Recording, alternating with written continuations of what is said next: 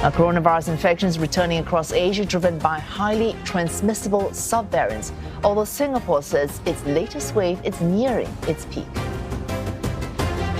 And we stay on that story. Dale Fisher, Professor of Medicine at NUS Yong School of Medicine, joins us live. Professor Fisher, as we just mentioned, parts of Asia. Earlier in the bulletin, we talked about Thailand, Hong Kong, and South Korea seeing infections return to varying degrees.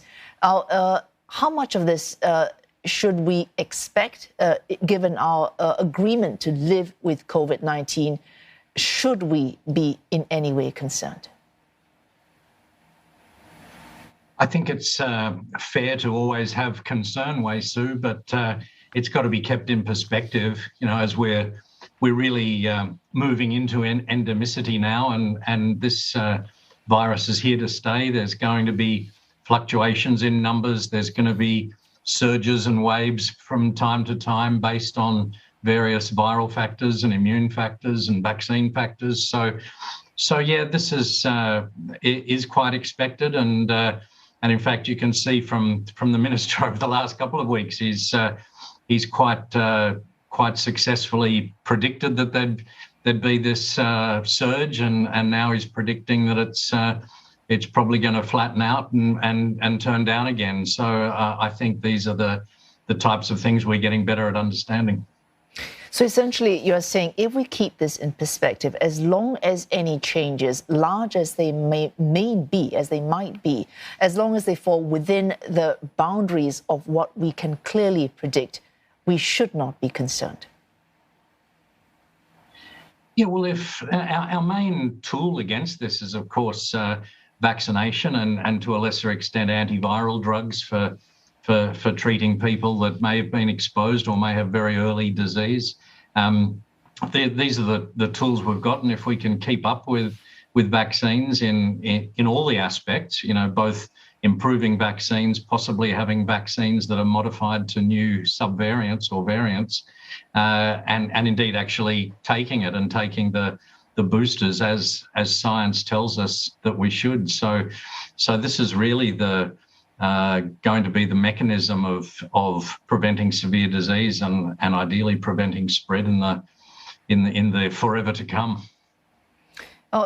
If we can get greater focus on the discussion of boosters, let's just focus on Singapore. As recently as 22nd of April, the official advisory was that those aged 60 to 79, it's not recommended that they get second boosters. But by 10th January, looking at even those between the ages of 50 to 59, recommended or advised to get their second boosters. Now, you're seeing advice like this change as necessarily they must do. What informs changes like these? So, for example, a few months ago, you do not need to get a vaccine if you're aged above 50 to 59. Now it is recommended. What fuels the changes in advisories?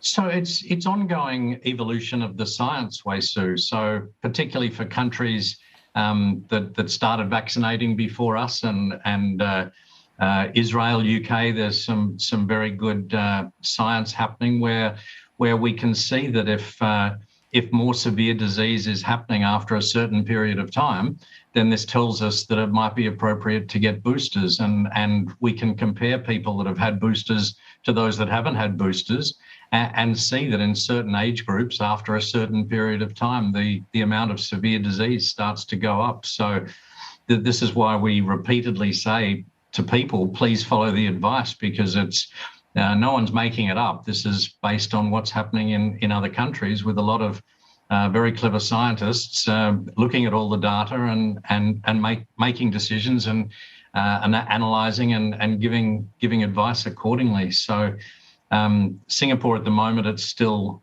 80 and above, but there's a fairly generous list of comorbidities that if you're between 50 and 80, even though it may not be strongly recommended, it's certainly still available for you. But I would expect that advice will change in time, and that eventually these people will be recommended to have a booster.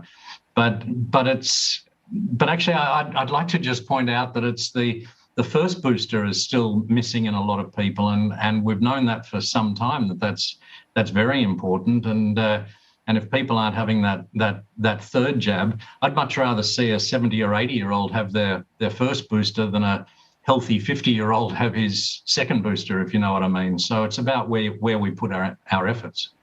Oh, thanks so much for that, Professor Dale Fisher, putting things in perspective for us. Professor Fisher, Professor of Medicine at NUS Yong School of Medicine.